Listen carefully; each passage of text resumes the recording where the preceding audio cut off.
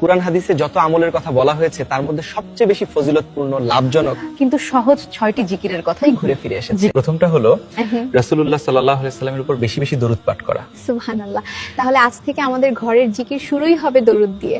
দ্বিতীয়টা বেশি বেশি ইস্তেগফার করা। আস্তাগফিরুল্লাহ শুধু গুনাহ মাফি না, রিজিকের দরজাও খুলে দেয়। ইস্তেগফারই তো আল্লাহর দিকে ফিরে যাওয়ার সবচেয়ে সুন্দর রাস্তা। তৃতীয় জিকির ইয়াজাল জালালি ওয়াল ইকরাম, এটি বেশি বেশি পড়া। মনে হয় এই জিকিরটা পড়লে মনটাই শান্ত হয়ে যায়।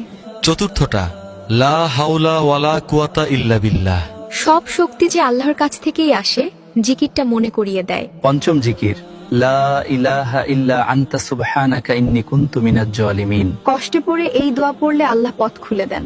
আর ষষ্ঠটা সুবহানাল্লাহি ওয়ালহামদুলিল্লাহি ওয়া লা ইলাহা ইল্লাল্লাহ আল্লাহু আকবার। এগুলো তো জান্নাতের ধনভাণ্ডার। ইনশাআল্লাহ আমাদের সংসারটা হবে জিকিরে ভরা আর আল্লাহর রহমতে ভরা। আমিন। আল্লাহ আমাদের কবুল করুন।